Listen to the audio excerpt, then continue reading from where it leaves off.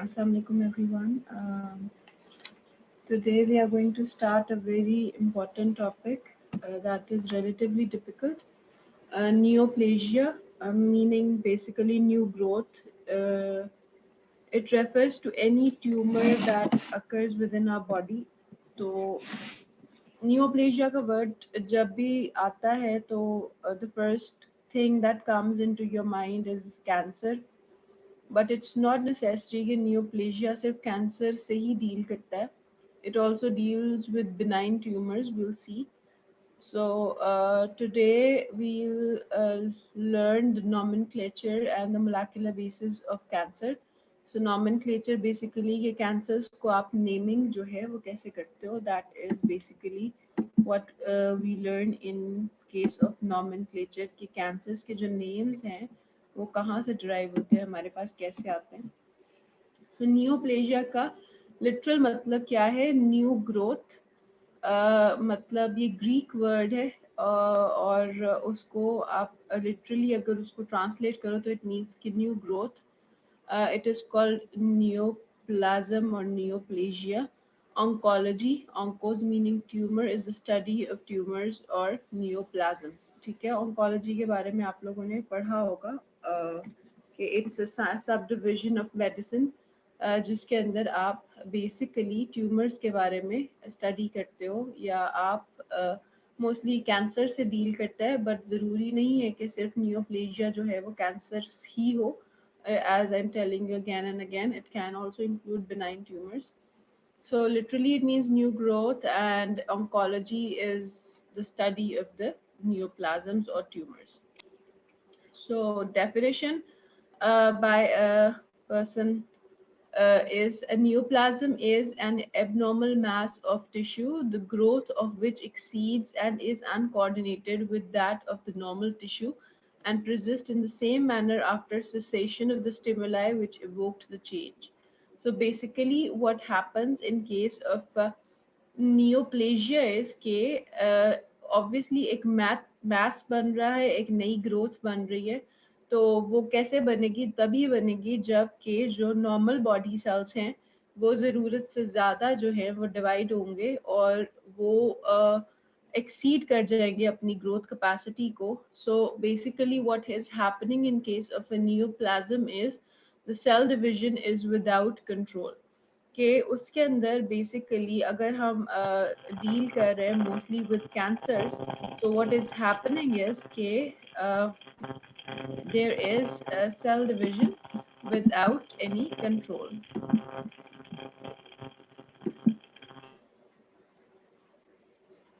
Okay.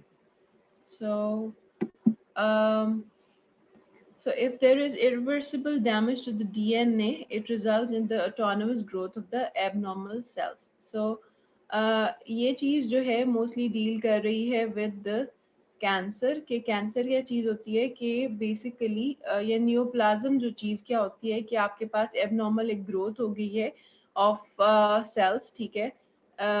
सो जब abnormal growth होगी तो व्हाट विल हैपन इज के वो जो सेल है उसका जो सेल डिवीजन का जो कंट्रोल था दैट इज लॉस्ट. जो हमने सेल साइकिल पढ़ा था कि सेल साइकिल होता है, G1 फेज होता है, S फेज होता है, G2 फेज होता है, वो सारा का सारा जो है वो लॉस्ट हो जाता है और वो बार बार जो है वो सेल डिवाइड होता रहता है. उसका जो माइटोसिस है वो बहुत ज़्यादा जो है वो इंक्रीज रेट्स पे जो है वो कैरी आउट करता है. So what is actually happening is that there is damage to the DNA that results in the growth of the cells by themselves. वो खुद ही जो हैं वो डिवाइड होते जाते हैं और वो जो हैं वो किसी को मतलब डिवीजन को जो है वो उसका कोई कंट्रोल नहीं रहता. So neoplasia is basically a new tissue growth that is unregulated, irreversible, and monoclonal. ठीक है. So these are important characteristics of neoplasia that you should know. कि basically it is irreversible, आप उसको reverse नहीं कर सकते हो. अनरेगुलेटेड होती है क्योंकि उसमें जो है वो किसी भी चीज़ जो है कोई भी चीज़ उसको रेगुलेट नहीं कर रही, वो बिल्कुल ही हैपहेजेडली जो है वो होती जा रही है. और मोनोक्लोनल है. मोनोक्लोनल का मतलब होता है कि जो न्यूप्लास्टिक सेल्स होते हैं they are derived from a single mother cells. I'm sorry, it's missing. So basically, the neoplastic cells are derived from a single mother cell. Meaning कि अगर for example if we are talking about any abnormal growth or neoplasia of the smooth muscles, तो जो उसका mother cell होगा वो एक ही होगा. For example वो स्मूथ मसल होगा और वो उसकी जो है वो एबनॉर्मल ग्रोथ होती जाएगी. वो ये नहीं होता कि फॉर एग्जांपल आपके स्मूथ मसल्स की भी ग्रोथ हो रही है और आपके कार्डियक मसल्स की भी ग्रोथ हो रही है, आपके जो है क्या कह रहे हैं स्केलेटल मसल्स की भी ग्रोथ हो रही है. मतलब डिफरेंट सेल्स जो है वो इन्वॉल्व नहीं होते. There is only one typical type of cell that is involve और उसकी जो है वो एबनॉर्मल ग्रोथ जो है वो होती है. So neoplastic tumors can either be benign or malignant. At this step or at this point, you must know what a benign and a malignant tumor is. आप लोगों को थोड़ा बहुत आइडिया होगा. So benign is something जो कि localized रहता है to the tissue of its origin और वो spread नहीं करता, उसका metastasis नहीं होता. Metastasis का क्या मतलब होता है basically? It is the spread of a tumor to another site. मतलब अगर आप फॉर एग्जांपल कैंसर के बारे में आप लोगों ने ज़रूर सुना होगा कि नहीं उस बंदे का कैंसर जो है वो फैल चुका है, वो डिफरेंट पार्ट्स ऑफ बॉडीज में जा चुका है, वो बोन में फैल चुका है, वर्टिब्रा में चला गया है. सो कैंसर का जो है वो कैरेक्टरिस्टिक ये होता है कि वो जो है वो डिफरेंट टिश्यूज में जो स्प्रेड करता है जिसको आप मेटास्टेसिस कहते हो. लेकिन बिनाइन और मेलिग्नेंट ट्यूमर के अंदर एक इम्पॉर्टेंट डिफरेंस जो है वो ये है कि जो मेलिग्नेंट ट्यूमर है वो मेटास्टेसाइज कर सकता है, वो स्प्रेड कर सकता है to different parts of the body. But the benign tumor, on the other hand, it will not metastasize or it will not spread to different parts of the body and it will remain localized. So, generally speaking, जो benign tumors होते हैं वो भी abnormal growths होते हैं of tissue, लेकिन वो जो है वो इतने वो relatively harmless होते हैं because वो एक particular tissue के अंदर localized रहते हैं और अगर आप उनको वहां से सर्जिकली रिमूव कर दोगे तो वो आगे कोई प्रॉब्लम कॉज नहीं करेंगे. But what happens in case of a malignant tumour is कि अगर आप उसको वहां पे वो एक पर्टिकुलर टिश्यू के अंदर वो प्रेजेंट है, so it will spread to other tissues and it can harm the other tissues और वो different tissues मतलब वो for example अगर if it is present in the kidney it can travel to for example the lungs and form tumors over there as well or into the lymph nodes. So obviously this will cause problems. Okay, next up we have components of a tumor. दो components basically हमारे होते हैं. जो tumour होता है, जो आपका growth होती है, जो आपका न्यूप्लाज्म होता है, उसके दो components होंगे. एक होगा पेरेन्कमा जो कि है बेसिकली जो उसके सेल्स हैं, दैट इज द पेरेन्काइमा और the पेरेन्कमा. And then the second component is the stroma, that is the supporting extracellular structure जो उसका होगा, that is the basically stroma का टर्म यूज करते हैं हम उसको. सो बेसिक जो ये स्ट्रोमा जो होता है वो ऑब्वियसली हर चीज के अंदर हर पर्टिकुलर किसी भी ग्रोथ के जो भी एक एबनॉर्मल ग्रोथ होगी उसका जो एक सपोर्टिंग स्ट्रक्चर होगा दैट इज स्ट्रोमा और जो उसके सेल्स होंगे वो उसको वो हम उसको कहेंगे parenchyma.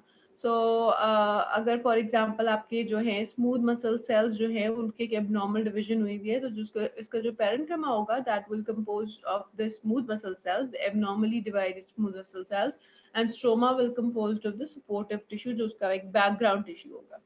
The classification of the tumors and their biological behavior are based primarily on the parenchymal component, but their growth and spread is critically dependent on the stroma.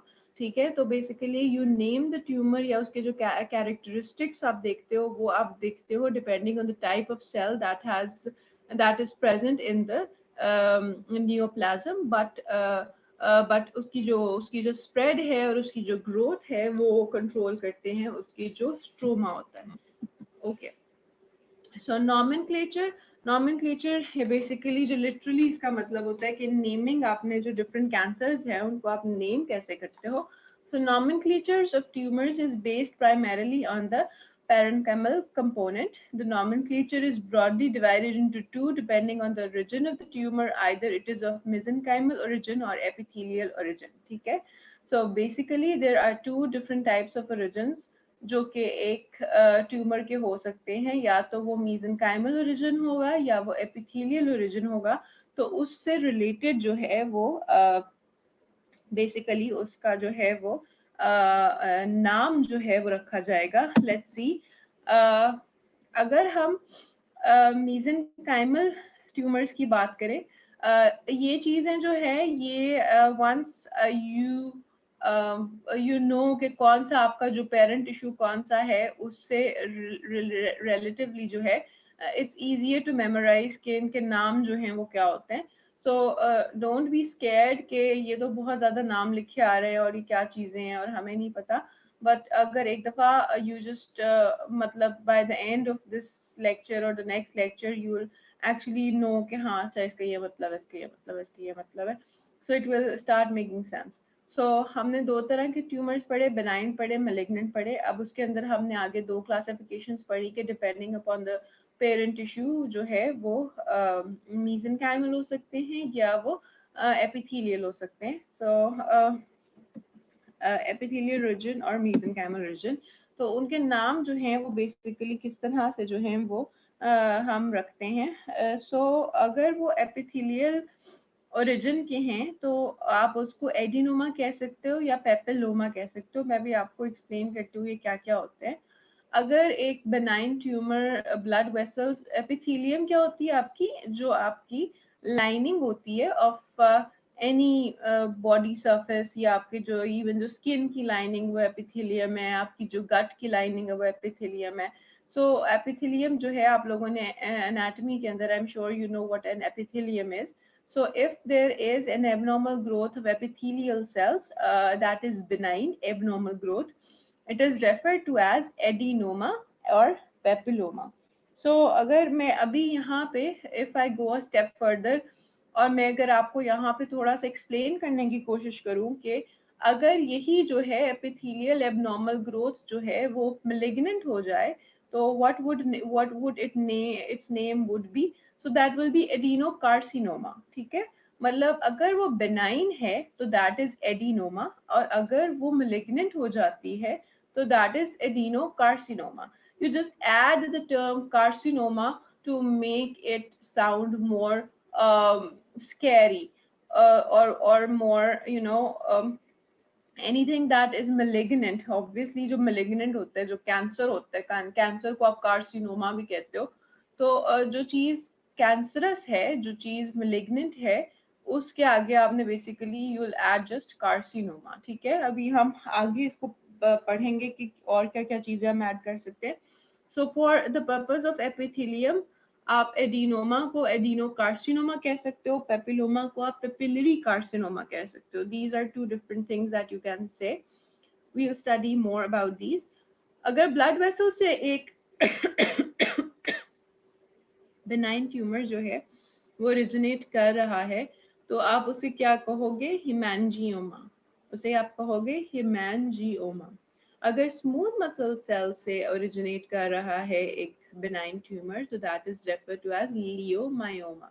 Leiomyoma, इसको अगर अगर यही जो है वो बेसिकली हो गया है malignant, तो अगर आप इसको सीधा कहोगे लियोमायोसार्कोमा. ठीक है, अब कार्सिनोमा के बजाय आपके जब स्मूथ मसल से ओरिजिनेट किया था तो दैट वाज, अगर वो मसल से ओरिजिनेट कर रहा है तो आप सार्कोमा का वर्ड यूज कर रहे हो. अगर वो स्केलेटल मसल से ओरिजिनेट कर रहा है तो that is rhabdomyoma, but if it is malignant तो that is rhabdomyosarcoma. And bone से ओरिजिनेट करे तो ऑस्टियोमा, एंड फैट से ओरिजिनेट करे तो लाइपोमा. अब इसको अब सोच लो क्या कहोगे? लाइपोसार्कोमा कहोगे अगर ये malignant.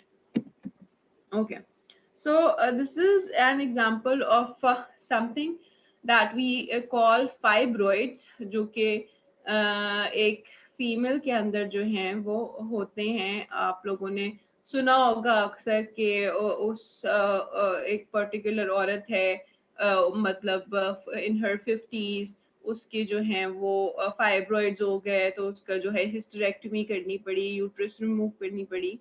तो फाइब्रॉइड्स बेसिकली क्या होते हैं, ये एक बिनाइन ट्यूमर्स होते हैं और ये बेसिकली लियोमायोमास होते हैं। ये स्मूथ मसल सेल्स जो हैं वो डिवाइड हो रहे होते हैं।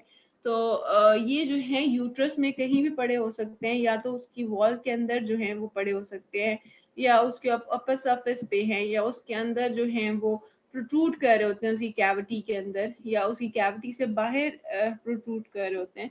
So depending on their location आप उनको जो है वो उनका नाम दे देते हो कि अगर वो विद इन द वॉल है तो दैट इज इंट्राम्यूरल। सब सिरोजल जो है वो मतलब कि आउटसाइड द जो उसकी कैविटी है उससे बाहर है। सब म्यूकोजल फाइब्रॉइड जो है वो अंदर की तरफ है।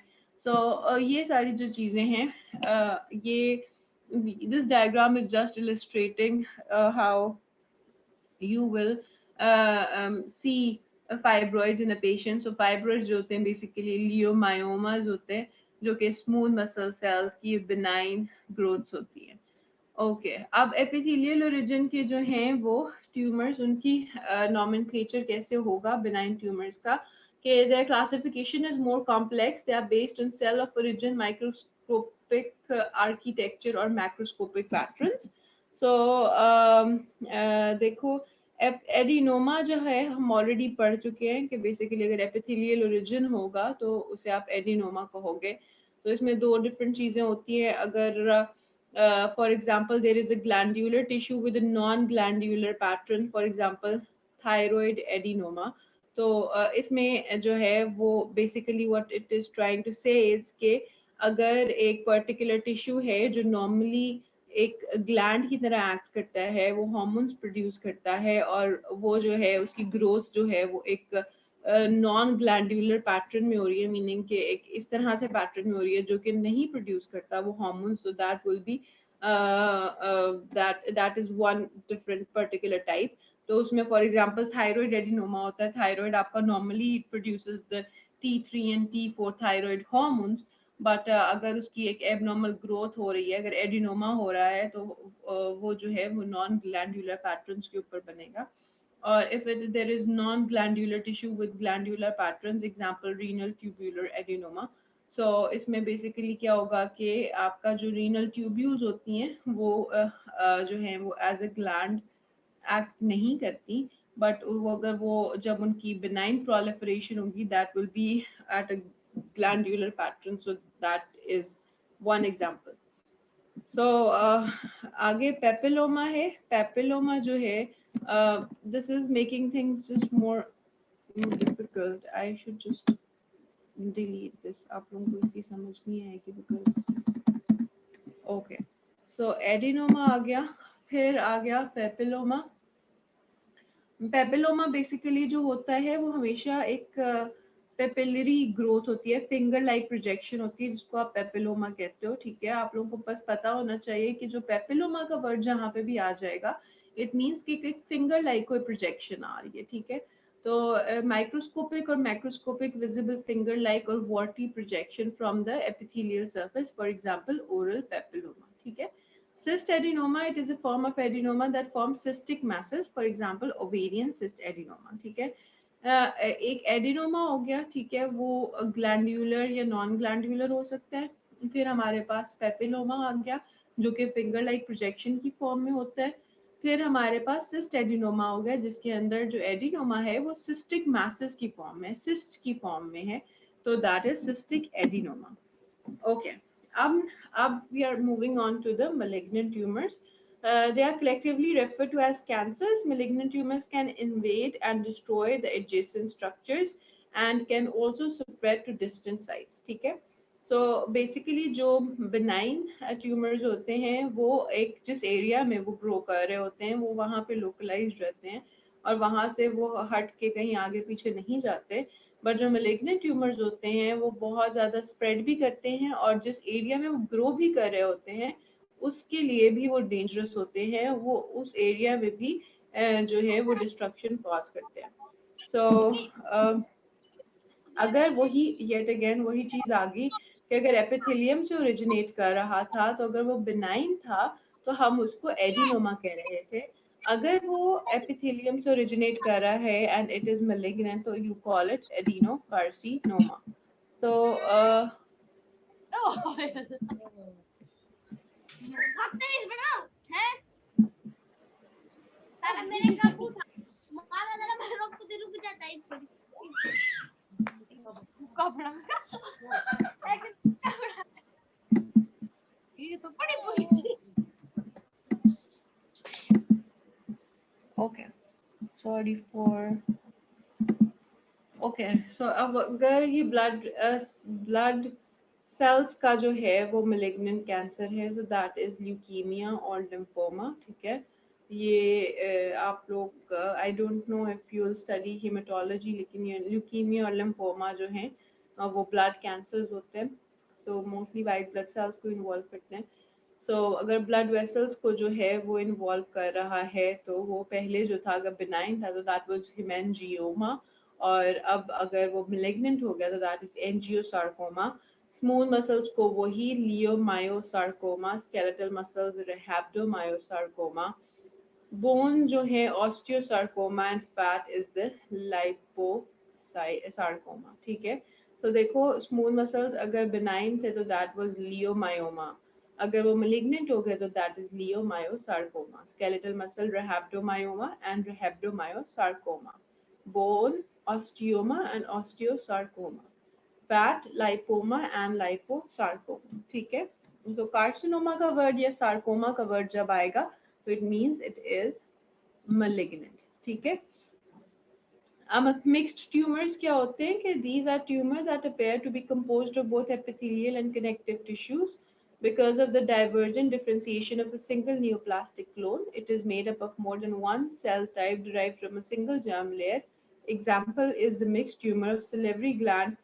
These neoplasms are called the pleomorphic adenoma. ठीक है, so basically what is happening here is कि you have a ट्यूमर जिसकी जो मोनोक्लोनल proliferation, जो हमने मोनोक्लोनल का टर्म यूज किया कि it is derived from a single mother. So the monoclonal proliferation of this particular tumor occurred at an earlier stage, जो कि मतलब ऑब्वियसली अगर आप लोग देखो कि हम लोग जो हैं वो basically we develop from a single cell. ठीक है, that is formed by fertilisation, और वो सेल जो है वो मल्टीप्लाई करता जाता है और उसके बाद वो डिफरेंशिएट करता जाता है into specialised cells. So if you move on to an earlier degree of differentiation, जिसके अंदर फॉर एग्जांपल वो अभी स्पेशलाइज नहीं हुआ है to form any particular cell, तो देर इज अ पॉसिबिलिटी कि वो जो पर्टिकुलर ट्यूमर है उसके अंदर आपके पास एक दो different types of cells present हो. So when this happens, it's referred to as a mixed tumor. So इसके अंदर जो classic example है that is of a salivary gland tumor that is referred to as pleomorphic adenoma. उसके बाद teratoma जो होता है इसके अंदर भी जो है वो it is made up of more than one cell type arising from more than one germ layer. ठीक है, so mixed tumors के अंदर important चीज ये थी कि they are derived from single germ layer. I think you might have studied in embryology कि आप लोगों की जो germ layers होती हैं वो epiblast, hypoblast, I don't know, I know it's really complicated, but अगर वो अब इस for neoplasia के purpose के लिए मिक्स्ड ट्यूमर्स जो हैं उनके जो सेल्स होते हैं there are more than one different type of cells, but they are derived from a single germ layer. But in case of teratoma, these are derived, there are more than one different type of cells, but they are derived from more than one germ layer. ठीक है, so teratomas originating from a totipotent germ cells that are normally present in the ovaries and testes. They differentiate along different germ lines, including producing fat, muscles, epithelium, body tissue. Example, ovarian cystic teratomas or dermoid cyst. ठीक है, देखो for example if there is a sperm or there is an egg, it has the capacity to differentiate into so many different types of cells, because obviously that is the origin of any type of life. ठीक है, तो उसके अंदर जो है it has the capacity to differentiate into so many different types of cells. So उसमें क्या होगा कि जो है उसमें जब उसकी एबनॉर्मल ग्रोथ होगी वो डिफरेंशिएट कर जाएगा into a number of different cells, ठीक है। तो इसके अंदर क्या होता है कि जो टेराटोमास होते हैं उसके अंदर आप अगर आप उसको एनालाइज करोगे तो उसके अंदर हेयर भी होते हैं, उसके अंदर एपिथेलियम भी होता है, उसके अंदर ग्लैंड्स भी होते हैं। So what I am trying to say is कि ये जो दो एग्जांपल्स हैं मिक्स्ड ट्यूमर्स और टेराटोमास, इसके अंदर क्या होता है कि इसके अंदर सिर्फ एक particular type of cell involve नहीं होता, इसके अंदर there are multiple types of cells that are present within the neoplasm, और वो जो है वो एट प्ले होते हैं। सो अगर मिक्स्ड ट्यूमर होगा तो व्हाट विल हैपन इज कि it will involve the cells from a single germ layer, और अगर teratoma होगा so it involves more than one germ layer. So अब आ गया आपके पास। अभी तक हमने जो है जो चीज डिस्कस की थी वो ये डिस्कस की थी कि जो malignant tumors होते हैं वो मोस्टली जो है यू विल सी के सार्कोमा का टर्म या क्या कहते हैं कार्सिनोमा का टर्म जो है वो साथ उनके यूज होगा, that will help you to identify कि अच्छा ये जो है हम malignant ट्यूमर्स की बात करें। But now there are certain exceptions to this rule, is the lymphoma. देखो इसके अंदर सार्कोमा या कार्सिनोमा नहीं आ रहा। सो लिम्फोमा ये आपका जो है ब्लड सेल्स का ट्यूमर, मीजोथीलियोमा जो आपका मीजोथीलियम है जो कि आपके प्लूरल जो प्लूरल या पेरिकार्डियल जो मेम्ब्रेन्स होते हैं, जो आपके प्लूरल मेम्ब्रेन्स जो आपके लंग को रैप अराउंड करते हैं, उसका जो एक कैंसर होता है तो that is mesothelioma. It's a very dangerous cancer. Melanoma जो है वो मेलेनोमा येट अगेन जो है आपके मेलानोसाइट्स होते हैं, आपके जो स्किन सेल्स होते हैं उसका जो कैंसर होता है वो मेलेनोमा होता है। सेमिनोमस, एस्ट्रोसाइटोमस और ग्लायोमस, एस्ट्रोसाइटोमस ग्लायोमस जो हैं ये ब्रेन के कैंसर्स हैं, और हेपेटोमास ऑब्वियसली इन्वॉल्व करेंगे आपका हेपेटिक सेल्स को या आपके लिवर को, ठीक है। Blastomas are the tumors arising from immature tissues and nervous tissue. Most of them are malignant. Example: medulloblastoma, retinoblastoma, nephroblastoma. ठीक है।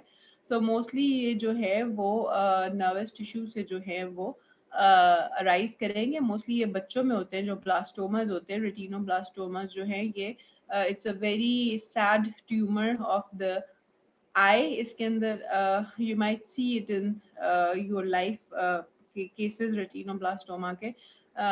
You can Google it. I wanted to add some pictures लेकिन I'm sorry I didn't have the appropriate time to do so, but you can search retinoblastoma and you can see how sad and how heartbreaking the tumor is, ठीक है। Okay, so in summary, uh, देखो अगर epithelial origin है और उसका अगर benign है तो दैट इज एडिनोमा, और अगर वो मेलिग्नेंट है तो दैट इज एडिनोकार्सिनोमा। अगर जो है वो पेपिलोमा, अगर फिंगर लाइक प्रोजेक्शन है उसकी तो दैट इज पेपिलोमा, और अगर मेलिग्नेंट है तो that is squamous cell carcinoma या पेपिलरी कार्सिनोमा। फिर उसी तरह fibroma, fibrosarcoma, osteoma, osteosarcoma. Chondroma जो है वो कॉन्ड्रोसाइट्स को या कार्टिलेज को इन्वॉल्व करता है तो कॉन्ड्रोसार्कोमा। लाइपोसाइट्स, लाइपोमा एंड लाइपोसार्कोमा ये फैट सेल्स को इन्वॉल्व करे। स्मूथ मसल सेल्स को इन्वॉल्व करे तो लियोमायोमा, लियोमायोसार्कोमा। स्केलेटल मसल्स को रेहेप्टोमायोमा एंड रेहेप्टोमायोसार्कोमा। ये येट अगेन वही एक्सेप्शंस का एक समरी दी गई है कि अगर tumour cells of tumour of germ layers multiple tissues benign, so अगर बिनाइन होगा तो that is a mature teratoma, और अगर मेलिग्नेंट होगा तो that is an immature teratoma. Melanoma जो है वो मेलानोसाइट्स जो आपके स्किन के अंदर जो मेलानिन प्रोड्यूसिंग सेल्स होते हैं जो आपके कलर देते हैं आपकी स्किन को, उसका जो ट्यूमर होगा तो that is melanoma. Seminoma, carcinoma of the testis. Leukemia, that is the carcinoma of the hematopoietic stem cells. Lymphoma is the malignancy of the lymphocytes. Mixed tumors, both epithelial and connective tissue components. For example, the pleomorphic adenoma of the salivary glands, or carcinosarcoma of the breast or the uterus. Okay, so this is your home task. What is a granuloma, hematoma, or choriostoma. So you should just read through these three terms and you should know what actually what these mean. ठीक है? Okay. So characteristics of ma'am benign and malignant. हाँ जी. Ma'am just इसे mean के definition इसकी देखनी है या कोई असाइनमेंट वगैरह बनानी है? नहीं नहीं, बस पढ़ लो घर में, होम टास्क. ओके ठीक है. ओके. चलो कोई तो सुन रहा है एटलीस्ट लेक्चर. अच्छा, बेनाइन एंड malignant ट्यूमर का कैरेक्टरिस्टिक्स क्या क्या होते हैं. ठीक है, ये इम्पॉर्टेंट चीज़ है, ये आप लोगों को पता होनी चाहिए. बहुत पूछी जाती थी when I was in my 4th year of medical school. तो लिटरली जो नियोप्लेजिया का टॉपिक था 4th year, sorry 3rd year में हमने पढ़ा था, तो that was the most scary topic. तो ये चीज़ जो है वो बहुत ज़्यादा पूछी जाती है. नॉमेनक्लेचर ठीक है, आप लोगों को पता होना चाहिए. आप लोगों को by the time you are in your exam, in your viva, आप लोगों को वैसे ही नॉमेनक्लेचर याद हो जाता है. बट ये जो चीज़ें हैं आप लोगों को the difference between the benign and malignant tumours you should know it. ठीक है.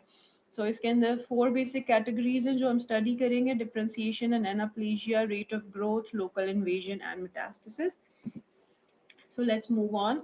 Differentiation and anaplasia. ठीक है, इसमें क्या बेसिकली द कैरेक्टरिस्टिक फीचर या hallmark of a cancer is anaplasia. ठीक है, ये क्या चीज होती है basically, as I have told you के अगर हम लोग ओरिजिनेट हो रहे हैं from a single cell, that is the zygote that was formed from a fertilization of an egg and a sperm. We are being created from a single cell. वो single cell जो है वो multiply कर रहा है और फिर वो डिफ्रेंशिएट कर रहा है. डिफ्रेंशिएशन का क्या मतलब होता है कि if I am having a particular cell और अगर उसको काम जो है वो उसको उसको जो eventually it has to form the cardiac cell. ठीक है, उसने कार्डियक जो मेरा सेल है वो बनाना है, तो उसको सर्टन प्रॉपर्टीज एक्वायर करनी पड़ेंगी to perform the activity as a cardiomyocyte और एज अ कार्डियक सेल. ठीक है, ऑब्वियसली जो कार्डियक सेल्स होते हैं वो कॉन्ट्रैक्टाइल होते हैं, वो मसल सेल की एक वेराइटी है. तो उनको वो जब वो एक्वायर करेंगे वो कैरेक्टरिस्टिक्स और वो जो वो डिफरेंशिएट करेंगे इनटू स्पेशलाइज्ड सेल्स, तो उस प्रोसेस को आप डिफरेंशिएशन कहोगे. वो पर्टिकुलर सेल बनाएंगे. अब फॉर एग्जांपल जो आपके हार्ट के सेल्स हैं वो पर्टिकुलर सेल्स बना रहे हैं, आपके जो लंग्स के जो न्यूमोसाइट्स हैं वो आपके डिफरेंट टाइप्स ऑफ सेल्स हैं, जो आपकी किडनीज के जो सेल्स हैं वो आपके डिफरेंट टाइप्स ऑफ सेल्स हैं. Just I am trying to say इसके आपकी बॉडी के अंदर हर पर्टिकुलर स्पेशलाइज्ड फंक्शन करने के लिए या हर पर्टिकुलर ऑर्गन के लिए, हर पर्टिकुलर टिश्यू के लिए there is a specialized type of cell that is at work. ठीक है, अगर आप किडनीज के सेल्स को निकाल के एनालाइज करो और अगर आप हार्ट के सेल्स को निकाल के एनालाइज करो तो ऑब्वियसली उनके अंदर मेजर डिफरेंसेस होंगे. तो जो डिफरेंसेस हैं वो इसलिए हैं बिकॉज वो हर एक सेल जो है वो स्पेशलाइज्ड है to perform its particular function. So that is what a differentiation means. अब अगर जो है ये डिफरेंशिएशन नहीं होगी, अगर वो जो सेल है वो स्पेशलाइज नहीं होगा to perform what it is doing, so that is referred to as anaplasia. So if there is anaplasia, so this is the hallmark of malignancy. जो benign tumors होंगे वो कभी भी anaplastic नहीं होंगे, वो हमेशा well differentiated होंगे. ठीक है, so this is an important thing that you should know and you should make this concept really clear in your minds. Okay, what is actually differentiation and what is anaplasia? So lack of differentiation is called anaplasia. This is the hallmark of malignancy. Benign tumors are well differentiated while malignant tumors usually range moderately differentiated to anaplastic. ठीक है, so malignant tumors के अंदर ये भी ज़रूरी नहीं है कि वो हर एक malignant tumor जो है वो anaplastic ही हो. वो थोड़े बहुत जो है there is कि वो माइल्डली जो है वो डिफरेंशिएटेड हो सकते हैं, लेकिन एनाप्लास्टिक भी हो सकते हैं. So there is an entire range. लेकिन फॉर अगर आप सिर्फ बिनाइन ट्यूमर्स की बात करो तो उसके अंदर जो है वो हमेशा वेल डिफरेंशिएटेड ही होंगे. ठीक है, okay. The morphological changes associated with anaplasia are प्लियोमॉर्फिज्म. प्लियोमॉर्फिज्म क्या होता है कि जो उसकी शेप है या उसका जो एक पर्टिकुलर जो उसकी एक स्ट्रक्चर था वो अब वो नहीं रहा, अब उसकी वो एक बिल्कुल एक शेपलेस फॉर्म जो है वो उसने इख्तियार कर लिया, उसको आप प्लियोमॉर्फिज्म कहोगे। मतलब जो उसकी मॉर्फोलॉजी है, मॉर्फोलॉजी जो है वो अब एक पर्टिकुलर वो उस तरह की नहीं रही जो उसकी होनी चाहिए थी। फॉर एग्जांपल जैसे अगर न्यूमोसाइट्स की बात कर रही हूँ, जो आपके लंग के सेल्स हैं, अगर उनका जो पर्टिकुलर शेप जो उनको एक्वायर करनी चाहिए थी वो नहीं होती, तो that is प्लियोमॉर्फिज्म। Abnormal nuclear morphology, ठीक है। ये वाले जो एनाप्लास्टिक सेल्स होते हैं, इनकी जो न्यूक्लियस होता है उसकी भी मॉर्फोलॉजी जो होती है वो एबनॉर्मल होगी।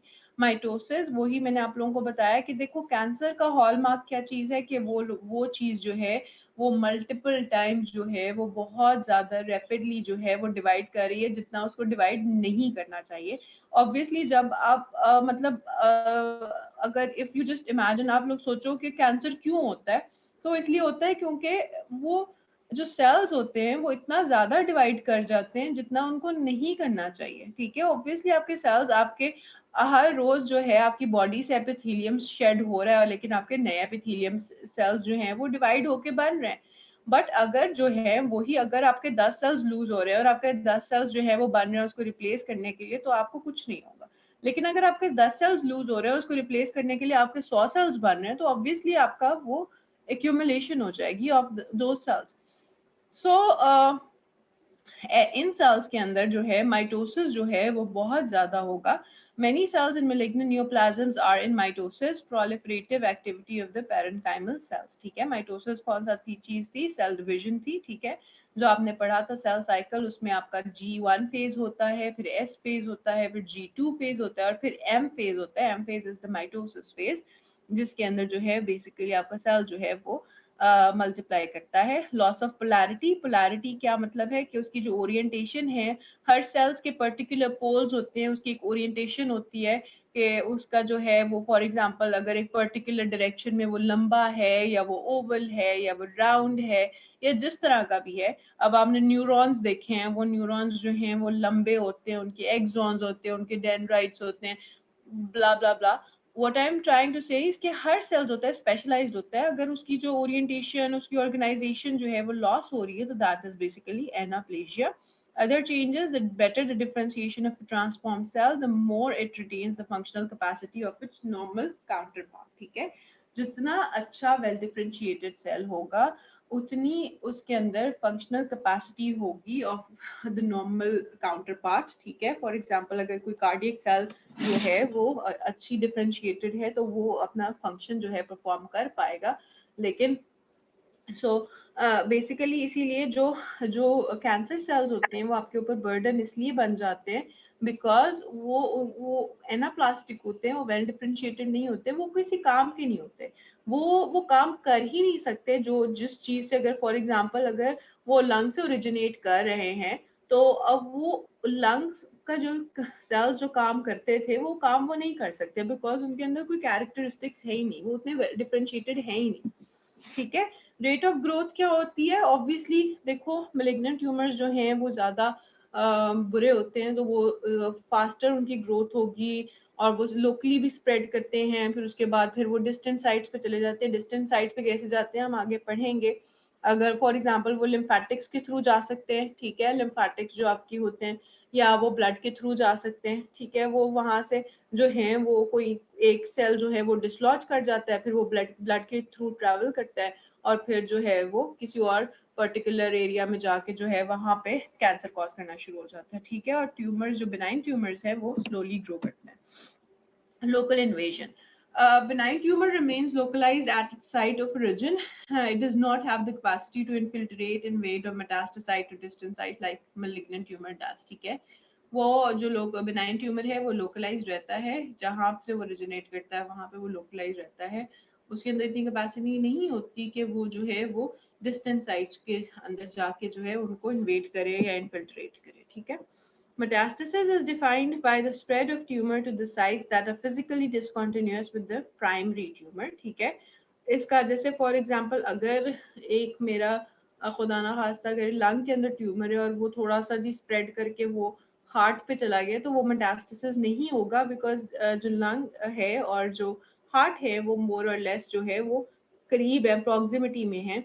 लेकिन अगर फॉर एग्जांपल एक पेशेंट के ब्रेस्ट के अंदर कैंसर है और वो उसकी बोन के अंदर, अगर फॉर एग्जांपल उसके वर्टिब्रल कॉलम के अंदर चला गया है, तो क्योंकि वो डिस्टेंट हैं दोनों चीजें, तो दैट इज मेटास्टेसिस। ठीक है, this marks a tumour as a malignant because benign tumors do not metastasize. The invasiveness of cancer permits them to penetrate into blood vessels, lymphatics and body cavities, providing the opportunity to spread. ठीक है, so ये तीन pathways हैं, हम already discuss कर चुके हैं कि जो आपका metastasis है वो कैसे होगा, या तो वो blood के through चले जाते हैं, या वो lymphatics के through चले जाते हैं, या वो body cavities जो हैं आपकी जो peritoneum वगैरह है उसके through जो हैं वो चले जाते हैं. So this is the comparison. I'll read through it quickly.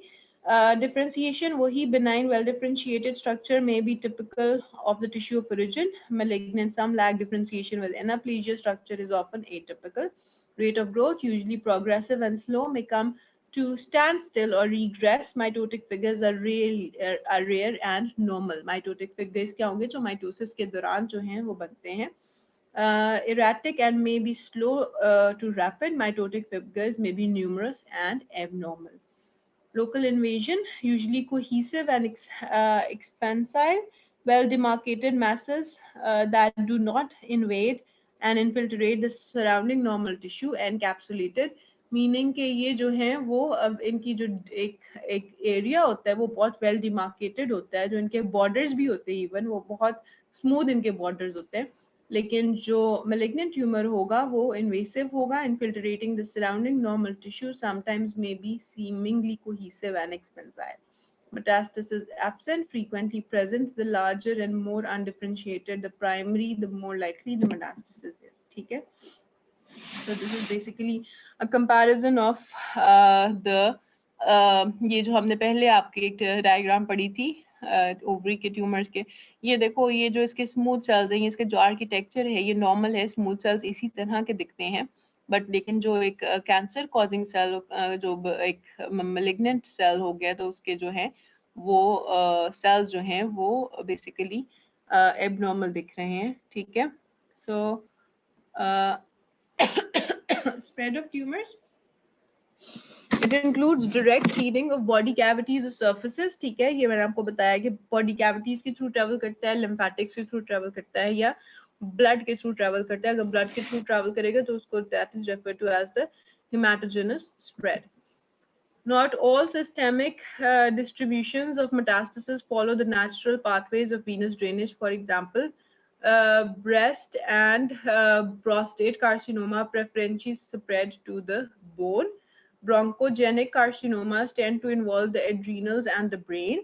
Neuroblastomas spread to the liver and the bones. Conversely, although well vascularized, the skeletal muscle and spleen are rare sites of metastasis. So what it is trying to say is कि हमने ये चीज़ पढ़ ली कि वो या तो lymphatics के through जाएंगे या वो ब्लड के थ्रू जाएंगे, लेकिन ज़रूरी नहीं होता कि जैसे जो एरियाज जो हैं जिनको बहुत ज़्यादा ब्लड मिल रहा है, फॉर एग्जांपल स्केलेटल मसल को या स्प्लीन को, उनको हैवी उनकी जो ब्लड सप्लाई है that is relatively more as compared to the other areas of the body, तो ज़रूरी नहीं होता कि उनके अंदर वो स्प्रेड करे. सर्टन जो कैंसर्स होते हैं उनकी हर कैंसर की अपनी एक प्रेफरेंस होती है.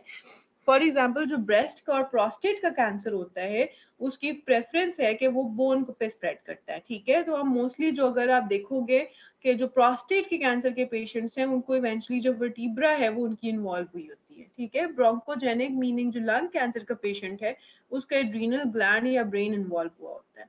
न्यूरोब्लास्टोमा जो है वो लिवर या बोन्स में ट्रैवल करता है. So these are certain examples. So the point is के जो आपके कैंसर्स होते हैं वो उनकी अपनी मर्जी होती है. बेसिकली उनके हर एक कैंसर की अपनी पर्टिकुलर प्रेफरेंस है कि उसने कहाँ जाना है, और वो ये डिटर्मिन नहीं करता कि वो जो है उस पर्टिकुलर कैंसर का जो ब्लड सप्लाई है वो किधर जा रहा है, मतलब वो ज्यादा ब्लड किसको सप्लाई कर रहा है. तो basically its own particular characteristic. ठीक है, एपिडेमियोलॉजी क्या है कि 2008 के अंदर it was estimated that about 12.7 million new cancer cases worldwide, leading to 7.6 million deaths. That is 21,000 deaths per day. ठीक है. Due to its increasing population size and age, by 2030 it is projected that the number of cancer cases and cancer-related deaths worldwide will increase to 21.4 million and 13.2 million respectively. ठीक है. Okay, the most common tumor in men arise from the prostate, lung, colon, and rectum. So basically, the lung cancer है, that is the leading cause of death in men, ठीक है, because of smoking, and women के अंदर the leading cause of the leading cancer जो basically cause of death नहीं होगी, the leading cancer is breast cancer, but lung जो है still remains the leading cause of death, क्योंकि breast cancer जो है उसकी early detection हो जाती है. तो मोस्टली जो पेशेंट्स हैं they are able to survive. So leading cause of death नहीं है, but the leading cancer that is occurring in females is the breast cancer. Environmental factors obviously आपके इन्वॉल्व होते हैं इन केसेस ऑफ कैंसर्स. उसमें आपके infectious agents हैं, smoking most important, the hallmark of lung cancers. ठीक है, lung cancers इतने ज्यादा क्यों होंगे? Because of smoking. Alcohol consumption, liver cancer का major cause alcohol. Diet, obesity, ठीक है, obviously. Reproductive history, environmental carcinogens. ठीक है, so obviously it is also related with certain जो है sexually transmitted diseases as well. ठीक है, तो if you are having multiple partners, so there is an increased risk of certain cancers. ठीक है. Age versus cancer. Age has an important influence on the likelihood of being inflicted with cancer. Most carcinogens occur in the later years of life. ठीक है, mostly 55 years के बाद आपको cancer जो है वो appear होगा. Cancer is the main cause of death among women aged 40 to 79 and among men aged 60 to 79. The decline in deaths after age 80 is due to the lower number of individuals who reach this age. ठीक है. Children के अंदर भी sadly बहुत से cancers हैं जो children के अंदर होते हैं, क्लासिकली बच्चों में होते हैं, और ऑब्वियसली बच्चे जो हैं वो उससे बियॉन्ड नहीं जी पाते, मोस्टली दे डाई. तो इसके अंदर जो इम्पोर्टेंट है वो है neuroblastoma, Wilms tumor, retinoblastoma, leukemias, and rhabdomyosarcoma. I would like you to just read through retinoblastoma, बहुत sad cancer है. Wilms tumor classic for children. ठीक है, it's very common. Okay. Acquired predisposition. Predisposing conditions. Acquired conditions that predispose to cancer can be divided into chronic inflammation, precursor lesions, and immunodeficiency states. ठीक है. So I think we will discuss more about this in the next lecture के जो lesions होती हैं या cancer जो है वो होता क्यों है. So genetic predisposition and interactions between environmental and inherited factors. In some families, cancers is an inherited trait, usually due to germline mutation in a tumor suppressor gene. The interaction between genetic and non-genetic factors is particularly complex when tumor development depends on the action of multiple contributory genes. ठीक है. So basically अगर मैं इसको जल्दी से wrap up करने की कोशिश करूँ तो उसका मतलब ये है कि फॉर एग्जांपल जो ब्रेस्ट कैंसर था, I have talked about breast cancer I think with you people. उसके अंदर BRCA1 म्यूटेशंस होती हैं, BRCA2 म्यूटेशंस होती हैं. ठीक है, तो अगर एक पेशेंट के अंदर वो म्यूटेशंस हैं, उसकी फैमिली के अंदर चलती आ रही हैं, तो he or she is at the risk of developing that particular cancer. तो अगर जो है वो लेकिन उसके अंदर सिर्फ और सिर्फ जेनेटिक्स इन्वॉल्व नहीं होते. अगर एक बंदे के अंदर अगर यू हैव टू पीपल, तो one of them might develop cancer and the other might not develop cancer even if they are having the same genetic mutation, because उसके अंदर environmental factors भी at work आते हैं. तो अगर for example उसका कोई environmental trigger ऐसा हुआ है, फॉर एग्जांपल उसने एक्सरे रेडिएशन से उसका एक्सपोजर हुआ था जिसकी वजह से जो है वो उसका जो कैंसर कॉजिंग जीन थी वो एक्टिवेट होगी या whatever the cause was, तो उसके अंदर जो है वो कैंसर होगा. So basically what I am trying to say is कि जेनेटिक्स जो है वो सिर्फ एक रिस्क फैक्टर नहीं होता. ठीक है, मतलब सिर्फ जीन्स जो हैं वो इन्वॉल्व नहीं होती for causing cancer. So it is a multifactorial disease, उसके अंदर आपके जीन्स भी होंगी, अगर आप जेनेटिकली ससेप्टेबल हो टू अ पर्टिकुलर कैंसर, लेकिन इन्वायरमेंटल ट्रिगर्स जो हैं वो भी एक इम्पॉर्टेंट रोल प्ले करते हैं इन कॉजिंग दैट पर्टिकुलर कैंसर, ठीक है। ट्यूमर ग्रेडिंग और स्टेजिंग ये आप लोगों के लिए इम्पोर्टेंट है, बिकॉज आप लोगों को पता होगा कि सुना होगा कि अच्छा जी उसका स्टेज 4 कैंसर है या इस तरह से। These terms are used to quantify the clinical aggressiveness of a given neoplasm. Grading में क्या होता है? This is description of the tumor based on the degree of differentiation of the tumor cells. ठीक है, differentiation के बारे में हम already discuss कर चुके हैं. That is based on the extent to which the tumor cells resemble their normal counterpart when a biopsy of tissue is viewed under a microscope. It is an indication of how quickly a tumor is likely to grow and spread.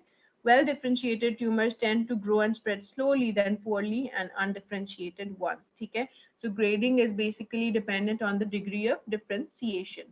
Staging kya hai? Staging is a way of describing the size of the cancer and its extent of spread into the surrounding tissue or onto the other parts of the body. The main staging system currently in use is the American Joint Committee on Cancer Staging. So आपने जो है वो staging system आप use जो करते हो वो TNM staging system होता है, ठीक है। उसमें T जो है that is the tumour, then N is the regional lymph nodes and M is the metastasis, ठीक है। उसमें T जैसे जो है आप T1 to T4 आप यूज करते हो based on the increasing number of size, 1 being the small tumor and 4 being the large tumor. So her particular tumour की ना इसके अंदर आई रिमेम्बर हमें सर्जरी के अंदर हर ट्यूमर की जो है वो TNM स्टेजिंग याद करनी पड़ती थी कि अगर उसका साइज जो है वो इतने मिलीमीटर्स है तो उसकी T1 होगी, अगर वो इतने मिलीमीटर्स है तो दैट इज T2। और आई रिमेम्बर कि हमें इवन प्रॉफ के अंदर जो है वो क्वेश्चंस आते थे, MCQs आते थे कि एक ट्यूमर है उसका साइज इतना है, वो इतने लिम्फ नोड्स में जा चुका है, उसका मेटास्टेसिस हुआ हुआ है नहीं हुआ हुआ, तो उसकी TNM स्टेजिंग बताएं। I know it's really I don't know, matlab, I think it's unfair to expect a student to, memorize all the TNM stagings of all the different types of cancers just to put it in exam. But this is how things work here. So N refers to whether it has spread to the lymph nodes. अगर zero है N zero है तो वो किसी भी lymph node में नहीं गया। अगर N1 से N3 है तो मीनिंग कि जो उसकी रेंज ऑफ lymph nodes थी वो इंक्रीज करती जाएगी। This is really actually complicated. जो so basically अगर मैं N1 को सिर्फ समझाना शुरू कर दूंगी तो वो लंबा हो जाएगा, फिर N2 को समझाऊंगी, फिर N3 को समझाऊंगी। तो basically N1 to N3 is basically increasing number of involvement of the lymph nodes, and then M0 signifies that there is no distant metastasis, or M1 or M2 indicates the presence of metastasis. Okay, so here it is. अगर जो है ये एक general gastric carcinoma की staging जो है वो दी गई है, ठीक है। अगर म्यूकोजा और सब म्यूकोजा को इन्वॉल्व कर रहा है तो दैट इज T1। अगर उसको मस्कुलरिस प्रोप्रिया में चला गया तो दैट इज T2। अगर वो सिरोजा को इरोड कर गया तो दैट इज T3। अगर वो एडजेसेंट ऑर्गन में चला गया तो दैट इज T4। N1 है कि 1 to 6 regional lymph nodes involved हैं, N2 है 7 to 15 regional lymph nodes involved है, N3 है कि more than 15 lymph nodes involved हैं, M1 is distant metastasis and M0 is no distant metastasis. Staging is important to help us know the type of treatment to give. If the cancer is just in one place, a local treatment such as surgery or radiotherapy could get rid of it completely. But if it has spread, systemic therapy such as chemotherapy, hormone therapy, or biological therapy that circulate throughout the body will be needing. Stages is of great clinical value. ठीक है? This is about it. आप लोग से कोई question है तो let me know. I'll mark your attendance really quick. Okay. Be prepared, people. Don't मुझे ना तंग ना करना अटेंडेंस के मामले में। आप लोग हमेशा मुझे बहुत जिच कर देते हो। अहमद नदीम यार, this guy is absent since the beginning of time. Ayman Habib.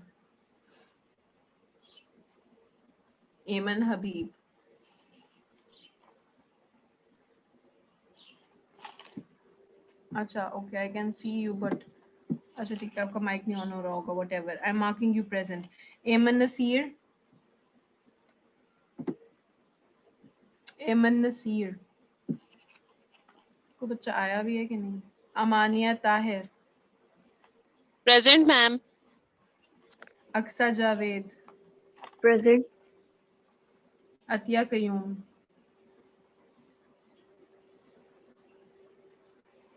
Atiya Qayyum,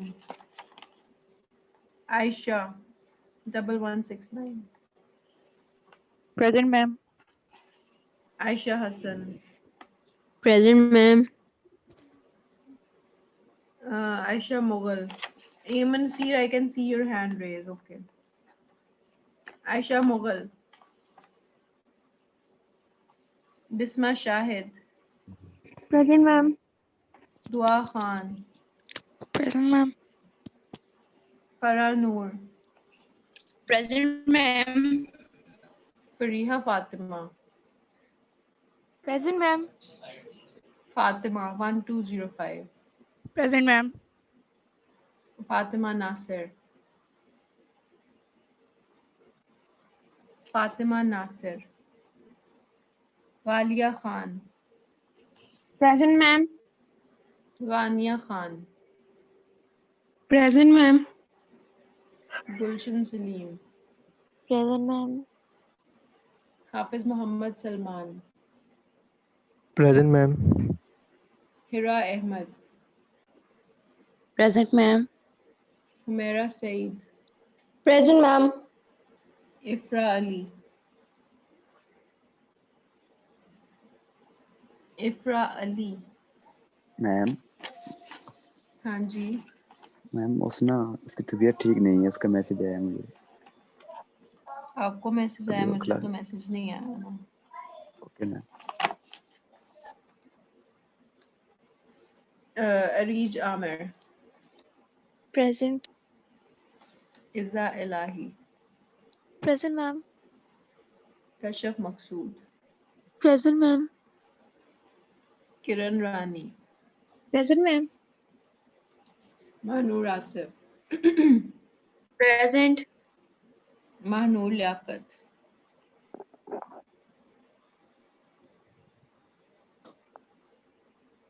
Mahnoor Liaquat. यार ये बच्ची पिछले 4 क्लासेस से एब्सेंट है, मुझे नहीं पता आप लोगों को क्या लग रहा है, आप लोग को मतलब सीरियस नहीं हो कि 10 नंबर हैं इसके। मैं लिटरली बता रही हूँ, I am not going to mark anyone's present. आप लोग बाद में आके मुझे कहोगे कि मैम हम प्यारी मैम, अच्छी मैम, फलानी मैम, ढमकानी मैम, हमारे नंबर लगा दे। मैं नहीं लगाऊंगी, I am telling you. I am lenient with you people. I try to teach you the best I can and I try to accommodate you people. But अगर आप लोग attendance के मामले में आओगे मुझसे बात करने के लिए, मैं उसको अकोमोडेट नहीं करूँगी, आई एम टेलिंग यू। और ये कोई वो मैं धमकी नहीं दे रही हूँ या मैं वो नहीं कर रही हूँ, I just play by the rules, this is who I am. मैं हमेशा I have been really fond of what is right and what is wrong. ठीक है, तो if if these people are your friends, you tell them जो हो गया वो सो हो गया, बट जितने आगे 4-5 लेक्चर्स रह गए हैं उसके अंदर अगर वो 2-3 नंबर उन्होंने लेने हैं तो वो ले लें, अगर नहीं लेने तो ठीक है, उनकी मर्जी है। Tahir, Present, ma'am. Malik Mohammad Hasan, Present, ma'am. Manahil Kamran, Manahil Kamran, Maria Shaukat,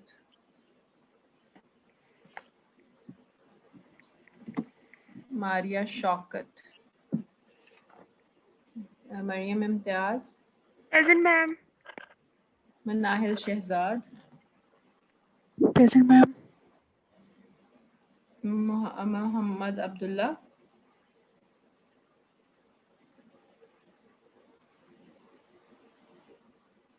Mohammad Abdullah, Mohammad Abu Bakar, Yes, ma'am. Mohammad Aamir Tahir,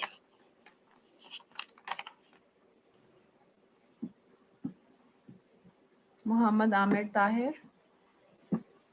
Mohammad Hamid, Present, ma'am. Mohammad Rafay, Present. Muqaddas Zaheer,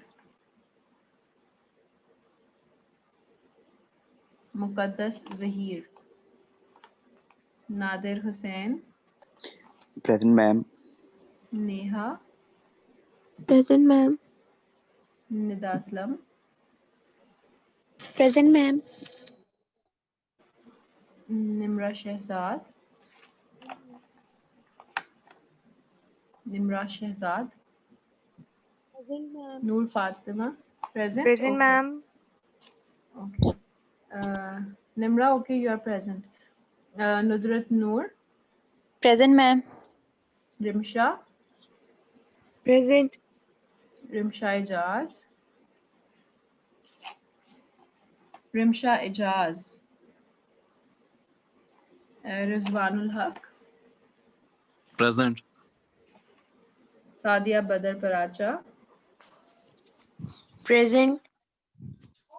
Sadia Saif, Present, ma'am. Sajil Khan, Present, ma'am. Sana Iqbal, Present, ma'am. Sana Javed, Sana Javed, Sanam Rafiq, Present, ma'am. Sara Riaz, Present, ma'am. Simab Pyas, Present. Seher Nadeem, Seher Nadeem, Sharjeel Arshad, Sharjeel Arshad, Shiza Farooq, Present, ma'am. Shifa Umar, Shifa Umar, Shumaila Kausar. This was how I imitated her. Sidra Abbas, Present, ma'am. Taimur Mujahid, Taimur Mujahid, Umair Ahmed, Umair Ahmed, Umme Ayman, Umme Ayman,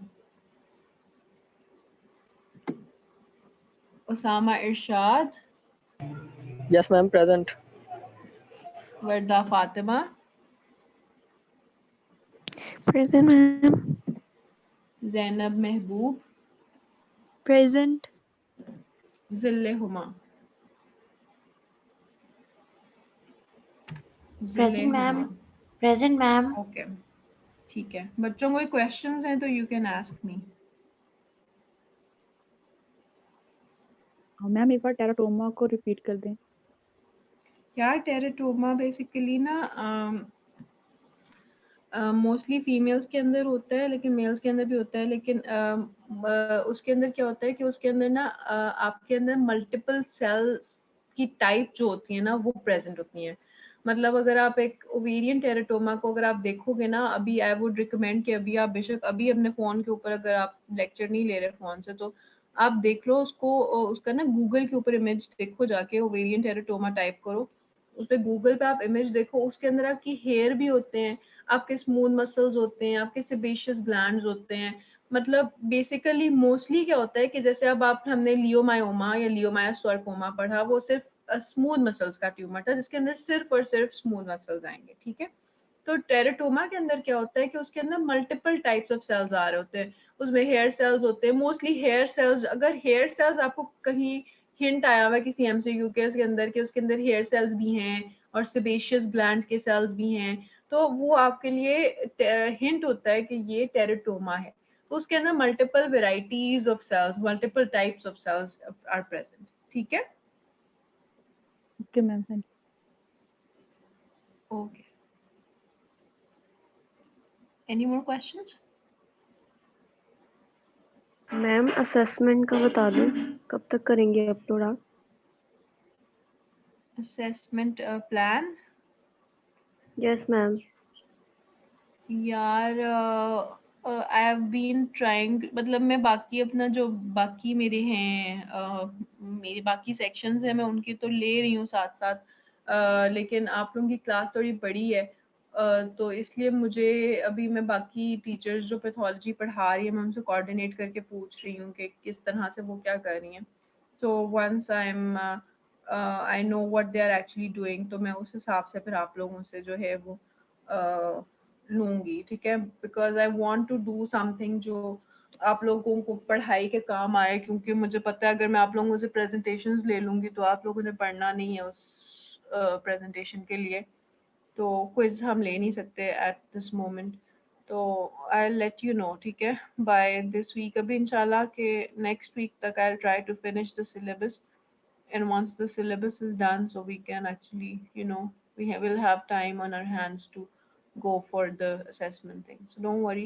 So I'll let you know by the end of this week, ठीक है? Okay ma'am. और ma'am आपने assignment के marks upload नहीं किए, ma'am थोड़ा सा अंदाजा हो जाता है आपकी मार्किंग कैसी है। आपसे तो डर ही बहुत लगता है। मुझसे डर लगता है? मैं यस सर। आप हमारी I'm- क्लास से ऐसे ही नाराज सी रहती हैं।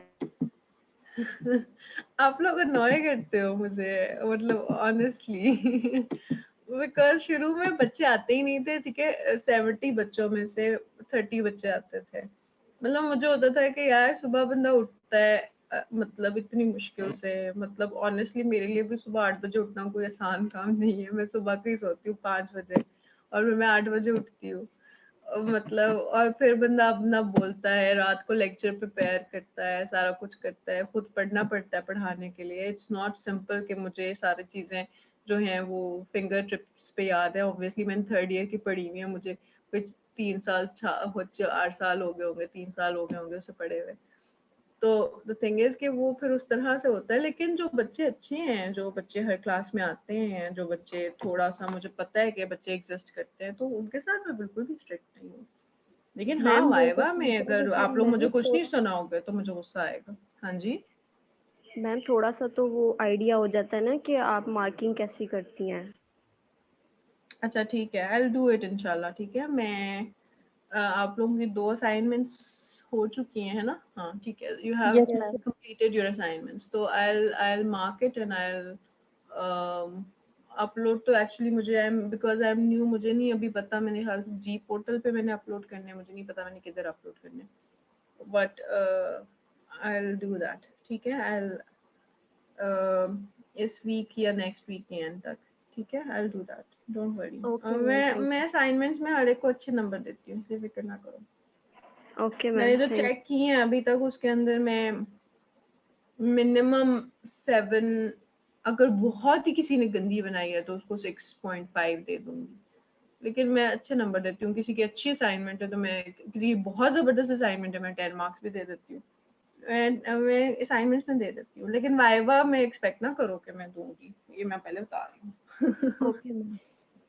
ठीक है? असाइनमेंट्स में minimum that I have given अभी तक इज 7, और अगर बहुत ही फजूल किसी ने बनाई है, अब एक बच्ची ने मुझे, मतलब ऑब्वियसली मैं नाम नहीं लूंगी, लेकिन एक बच्ची ने मुझे, मेरे से दूसरे सेक्शन की बच्ची थी, उसने मुझे लिटरली, अगर उसने 10 पेजेस की असाइनमेंट बनाई है तो she took a picture and sent me an email, she took another picture, sent me an email. सो देखो देखो, मेरी बात सुनो, हर चीज का एक प्रोटोकॉल होता है। You are going to be professionals, आप लोगों ने आगे एक प्रोफेशनल लाइफ में एंटर होना है, you are going to be doctors. So अगर आप लोगों ने मुझे प्रेजेंटेशन नॉर्मल हालात होते तो obviously you have to make it on a piece of paper and you have to submit it in a nice respectable decent way. लेकिन आप लोग क्या करते हो, अगर एक बच्चा मुझे एक फोन से पिक्चर लेके भेज रहा है एक, और फिर दोबारा एक और ईमेल भेज रहा है, और मुझे I got 20 emails from that particular kid, तो obviously it is really annoying for the teacher कि वो, अब मैं obviously I won't go and open every other email, it's like checking 20 different assignments, ठीक है? तो वो चीज बहुत मुश्किल हो जाती है। इसके बरक्स अगर एक बच्चे ने अच्छी असाइनमेंट बनाई है, उसको, उसकी पिक्चर अच्छी तरह उसको स्कैनर से, कैम स्कैनर से लिया, अब इतने तो आप लोग बैकवर्ड्स हो नहीं कि आप लोगों को नहीं पता कि कैम स्कैनर कैसे यूज करते हैं, आपने उसको पीडीएफ में कन्वर्ट किया है, फिर आपने मुझे उसको एक अच्छे सिंगल फॉर्म में भेजा है, तो that makes a good impression, ठीक है। सो ये छोटी छोटी फाइन चीजें होती हैं जो आपको पता होती है।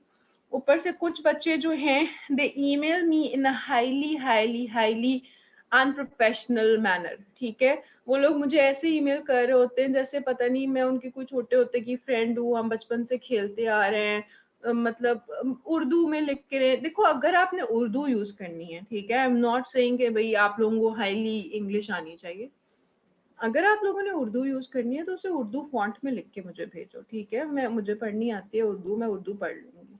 अगर आपने इंग्लिश यूज करनी है, मुझे इंग्लिश में अच्छी तरह एक रिस्पेक्टेबल लेटर लिख के भेजो, एक जो भी आपने ईमेल लिख के भेजनी है, मतलब इस तरह से। जो आप लोगों ने जो रोमन उर्दू लिखना शुरू की हुई है ना, बहुत अच्छा एटीट्यूड नहीं है। मतलब ये चीजें आप लोगों को ये नहीं कह रही कि मैं किसी बच्चे को पॉइंट आउट कर रही हूँ, what I am saying is कि देखो I am your teacher and apart from studies it's my responsibility to teach you कि आप लोगों में जो छोटी छोटी माइनर एरर्स आ रहे हैं वो क्या हैं, ठीक है। तो अभी इस लेवल पे तो it doesn't make a difference, ठीक है। मैं आप लोगों के ईमेल्स पढ़ लेती हूँ, मैं उसका रिप्लाई भी कर देती हूँ। आप लोगों ने देखा होगा कि हमेशा whenever I reply you people it's always in a professional manner, in a good well written English. It's not I'm not doing मैं रोमन नहीं लिख सकती यार बच्चों क्लास पे आ जाओ ना आओ ये करो वो करो। सो ये चीजें जो होती हैं ऑफिशियल होती हैं, so you need to be professional. तो इन चीजों को थोड़ा सा ना ज़हन में रखा करो। और बाकी मुझसे डरो मत, मैं अच्छी टीचर हूँ। अगर अगर आप लोग इन पर्सन मुझे देख लोगे तो इसलिए परेशान नहीं होगा, ठीक है, फिक्र ना करो। Thank you. No problem. Yes ma'am, आप बिल्कुल डिफरेंट है, मतलब कि हम जब यहाँ पे आपको सुनते हैं तो आप उसमें बिल्कुल अलग है, और जब आपको देखते हैं तो बिल्कुल भी नहीं लगता कि ये वही टीचर है। बिल्कुल मैम। देखो आपने मुझे देख लिया ना, बस ठीक है। जिन यस लोगों मैम। ने देखा हुआ है वो रिलैक्स्ड है फिर मुझसे, तो इसलिए जो परेशान है वो एक दफा आके मुझे देख लें और फिर रिलैक्स हो जाए, ठीक है। तो आप लोगों की काउंसलिंग सेशन भी रखना था अगर आप लोगों को चाहिए कुछ पूछना हो तो। अभी खैर फिलहाल Thursday the department is closed, तो उसके बाद जो है we can plan out something, ठीक है। We can arrange a counselling session for you people if you want to understand anything, ठीक है। चलो भागो फिर सारे। अल्लाह हाफिज एवरीवन।